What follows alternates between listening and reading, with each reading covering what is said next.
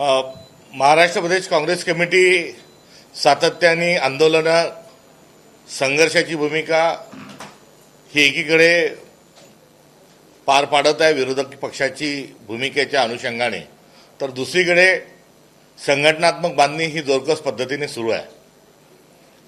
BLA-2 ही SIRच्या माध्यमातून आता mapping चालू असताना प्रत्येक बूथवर आमचा कार्यकर्ता हा असलाच पाहिजे या अनुषंगानं संघटनेचा विस्तार करत असताना 65,000 BLA-2 हे आमचे नियुक्त झालेले आहेत। BLA-1 जे आहेत ते देखील आमच्या 100% विधानसभा मतदारसंघात आम्ही नियुक्त केले। या सोबतच विविध तालुक्याच्या पदाधिकाऱ्यांच्या 5,000 नियुक्त्या असतील, प्रभारी म्हणून ज्येष्ठ नेत्यांची आणि प्रदेश काँग्रेस कार्यकारिणीतल्या आमच्या पदाधिकाऱ्यांची नेमणूक असेल। या सर्व गोष्टींचा एकंदरीत आढावा जो आहे हा आढावा आज टिळक भवन या ठिकाणी महाराष्ट्रातलं जे नेतृत्व आहे त्या सर्वांच्या समक्ष आज या सगळ्या गोष्टीचा आढावा घेण्यात आला आणि या आढाव्यातून आगामी काळातील भूमिका काय असावी या संदर्भामध्ये एक फार चांगली चर्चा झाली। तब्बल 3 तास महाराष्ट्रातलं अग्रणी नेतृत्व हे एकत्रित बसून गतकाळातील सर्व कामांची समीक्षा एकीकडे ते करत होते, तर दुसरीकडे आगामी काळात वाटचाल ही प्रदेशची कोणत्या दिशेने आणि कोणत्या पद्धतीने असली पाहिजे या संदर्भात सर्वांचं सूचना आणि त्यांचं मार्गदर्शन देखील लाभलेलं आहे। आणि सातत्याने दर महिन्याला नेतृत्व एकत्र येऊन चर्चा करेल अशा प्रकारचा देखील आज निर्णय हा घेण्यात आलेला आहे। त्यामुळे अधिक आंदोलनं तीव्र करणे आणि संघटनेचा विस्तार करणे या अनुषंगानं आज समीक्षा बैठक संपन्न झाली।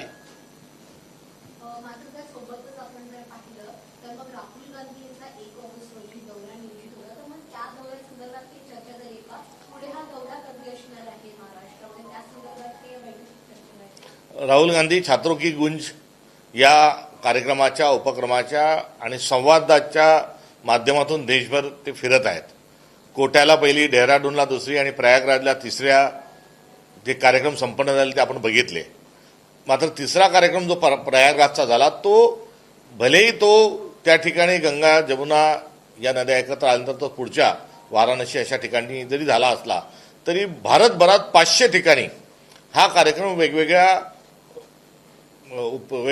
सभागृहात वेगवेगळ्या ऑडिटोरियममध्ये TV लावून स्क्रीन लावून हा मोठ्या प्रमाणावर बघण्यात आला। विद्यार्थी मोठ्या संख्येने वेगवेगळ्या ठिकाणी जमा झाले। त्यामुळे एका ठिकाणी कार्यक्रम होत असला तरी अनेक ठिकाणी आता विद्यार्थी जे आहेत, छात्र जे आहेत ते एकत्र येत आहेत आणि याच अनुषंगानं महाराष्ट्रात राहुल गांधी हे येणार आहेत। त्यांना तशा प्रकारचं निमंत्रणही दिलेलं आहे। संसदेचं कामकाज चालू आहे आणि त्यामुळे हा दौराची तारीख ही निश्चित ठरू शकली नाही। मात्र ते महाराष्ट्रात निश्चित येतील आणि एवढंच नाही तर ज्या राष्ट्रीय स्वयंसेवक संघाने शिक्षणाचा बट्टाबोळ केला, तरुणांच्या पुढच्या सगळ्या संधी घालवल्या, या ठिकाणी देखील एखादा राष्ट्रीय स्तरावरचा कार्यक्रम करता येऊ शकतो का याची देखील चाचपणी आम्ही करत आहोत।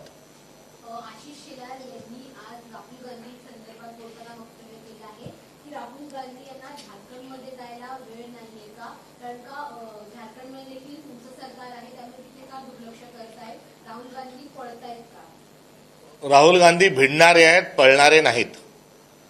राहुल गांधी यांनीच रामलीला मैदानावर स्पष्ट स्वरूपात सांगितलंय की मी पळणारा नाही, मी गांधी आहे, मी सावरकर नाही।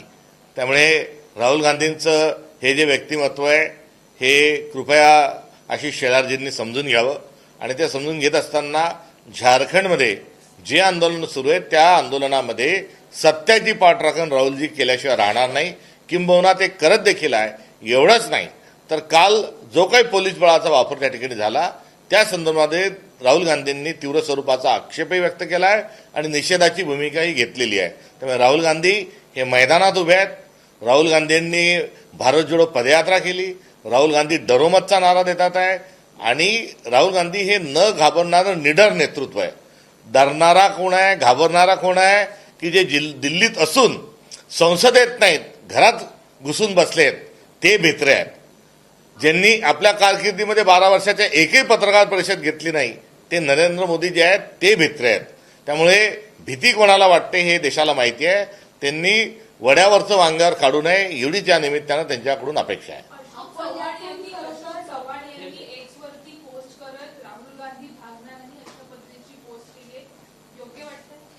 जे स्वतःच पळून गेले आहेत, जे स्वतःच भीतीतून आणि ज्यांनी काँग्रेसकडून भरभरून घेतलं तेच पळून गेल्यानंतर आता देणाऱ्या माणसाला बद्दल त्यांनी असा आरोप करणं म्हणजे ही कृतज्ञता आहे. अकोल्यातून आपण जर पाहिलं तर मग डॉक्टर अभय पाटील हा तुमचा पक्ष सोडणार आहे आणि एकनाथ शिंदे यांच्या पक्षात प्रवेश करणार आहे. मात्र त्याआधी त्यांनी तुमच्यावर टीका केली आहे की वेळ देत नाहीत आम्हाला नेतृत्व आणि त्यामुळे आम्ही पक्ष सोडत आहोत. तुमच्यावर टीका करत त्यांना पक्ष प्रवेश करण्याचा निर्णय घेतला आहे. डॉक्टर अभय पाटील हे मागच्या लोकसभेमध्ये काँग्रेस पक्षाचे उमेदवार होते. काँग्रेस पक्षाला त्या ठिकाणी भक्कम जनतेची साथ मिळाली.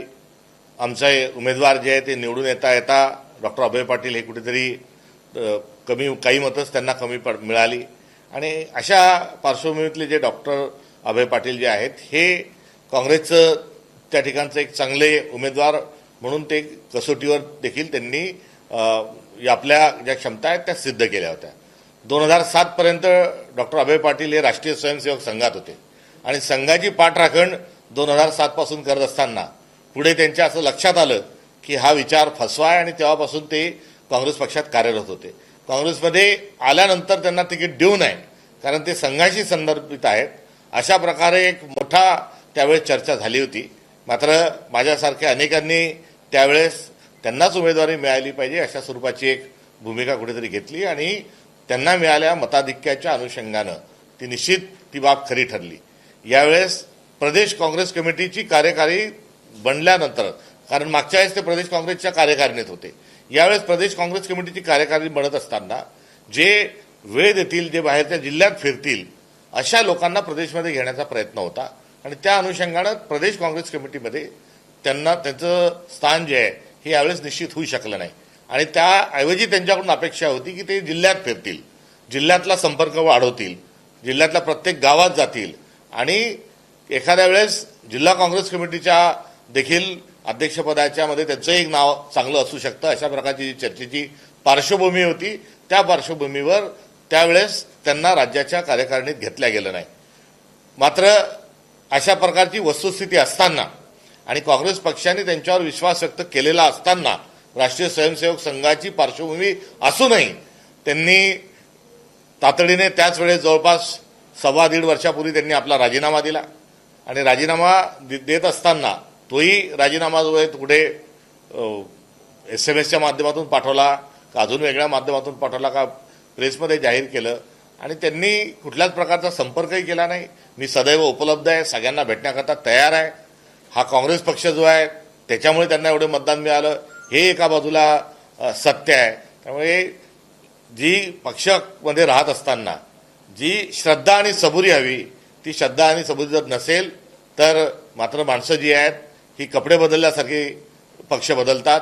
एवढंच या निमित्ताने या ठिकाणी सांगेल. आणि त्यांना काँग्रेस पक्षाने जी संधी दिली होती त्यातून त्यांची ओळख निर्माण झाली. त्यांना पक्षाच्या कधी त्यांनी वेळ मागितली दिली नाही असं अजिबात कुठे झालं नाही. आता ते ज्या पक्षात जातात त्या पक्षामध्ये नांदा सौख्य बरो ही त्यांची असणारी कुठेतरी शुभेच्छा आहे. मात्र सार्वजनिक जीवनात आपण आपला वेळही दिला पाहिजे, संपर्कही ठेवला पाहिजे आणि सगळं समजून घेतलं पाहिजे. गडचिरोलीमध्ये खरंतर काँग्रेसचे माजी आमदार आणि खासदार राहिलेले मारुतराव कुवासे यांच्या अनुदानित आश्रमशाळेमध्ये एक गंभीर घटना घडली. त्या ठिकाणी 3 मुलींना सर्पदंश झाला आणि त्यांचा दुर्दैवी मृत्यू झाला. या प्रकरणाच्या संदर्भात आता भाजपने खरंतर कुठेतरी त्यांना लक्ष केलेलं आहे आणि त्यांच्या आश्रमशाळेचा परवाना सुद्धा आता रद्द करण्याचे आदेश दिलेले आहेत.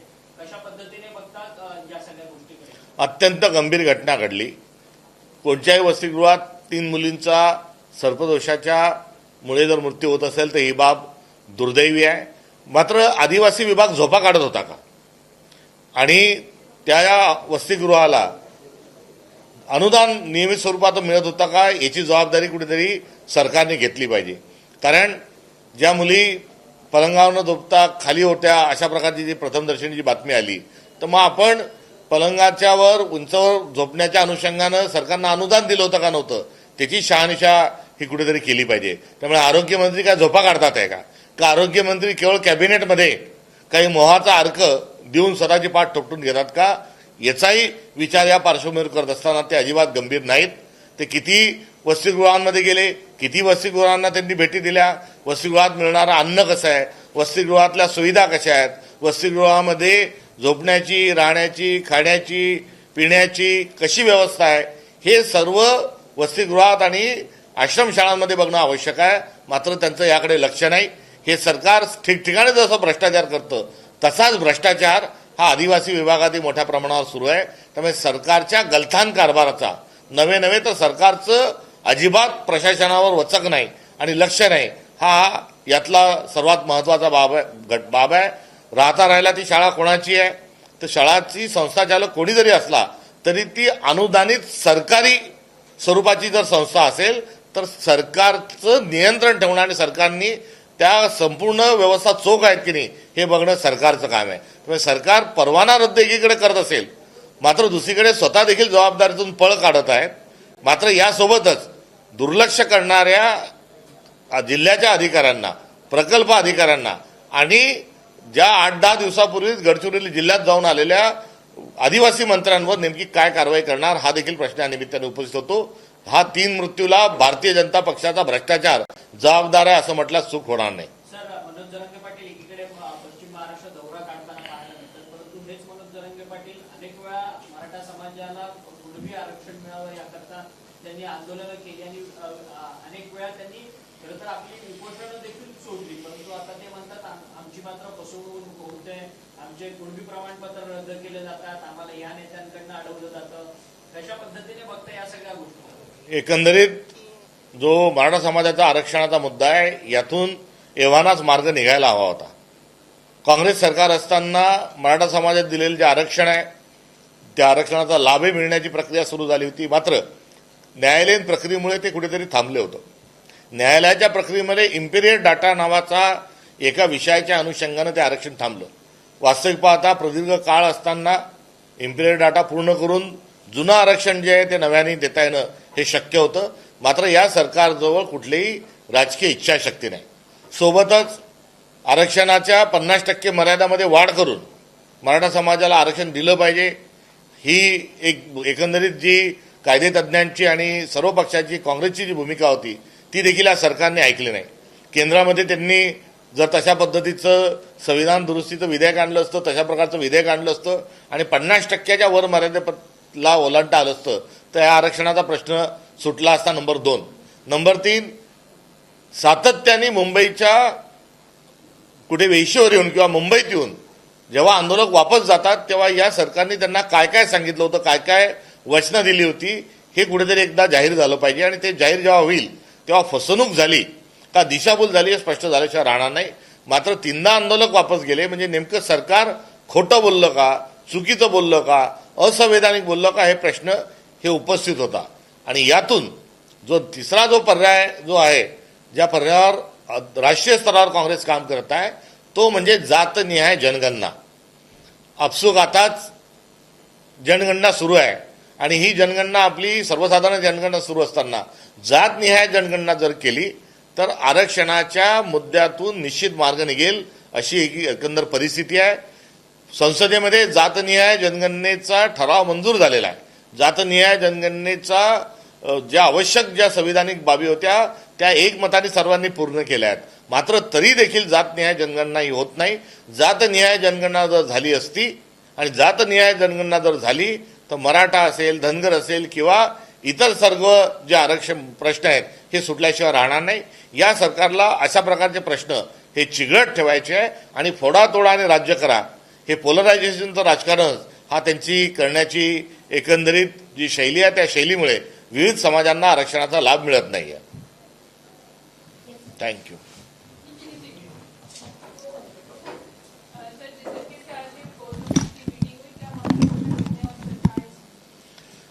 आज कोर कमेटी में तमाम चीज़ों की संगठनात्मक और राजनीतिक सारी जो चीज़ें उसकी समीक्षा की गई और समीक्षा से आने वाले समय में क्या कार्यक्रम रहेगा, क्या एजेंडा रहेगा ये उभर के सामने आया.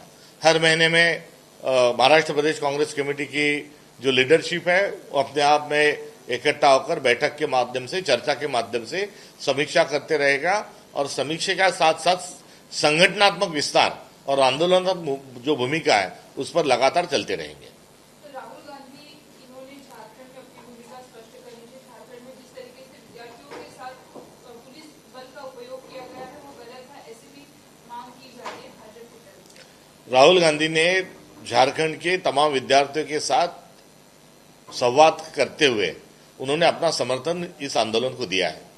इतना ही नहीं तो कल बल का प्रयोग वहां पुलिस द्वारा जो किया गया था उसकी निंदा भी राहुल जी ने की है। और राहुल गांधी इन तमाम देश भर में चलने वाले सभी जो चीजें और आंदोलनों के साथ एक सौहार्दता के संवाद और इसका सोल्यूशन ढूंढने में वो आए दिन काफी समय दे रहे हैं। और उनका न केवल दिल्ली के आंदोलन से बल्कि देश भर के युवाओं के आंदोलन के साथ उनका एक विशेष रिश्ता है और वो विशेष रिश्ता संवैधानिक तरीके से हर किसी को मौका मिलना चाहिए ये है। और उन्होंने रही बात रांची की, झारखंड की आंदोलनों की बात, तो उसमें बल प्रयोग की उन्होंने कड़े शब्दों में पहले ही निंदा कर चुके हैं। राहुल गांधी भागना नहीं, इस तरीके का जो हैशटैग करते हुए एक पे पोस्ट जो है अशोक चौहान इन्होंने लिखी है और उन्होंने रियलिटी को फेस करना चाहिए ऐसा कहा। रियलिटी की को फेस न करने के कारण डर के जो खुद ही भाग गए भारतीय जनता पार्टी में, उन्होंने इस प्रकार से आरोप करना कहीं ना कहीं हास्यास्पद है। तमाम पद और तमाम राजनीतिक करियर में कांग्रेस से सब कुछ लेने के बाद कांग्रेस के को पीठ दिखा के जो व्यक्ति भागी है, उन्होंने देने वाले आदमी को इस प्रकार से आरोप करना ये शोभनीय है। साम टीव्ही मी नेहमी पाहतो, त्यावर दाखवलेल्या बातम्या रिलेट करतात।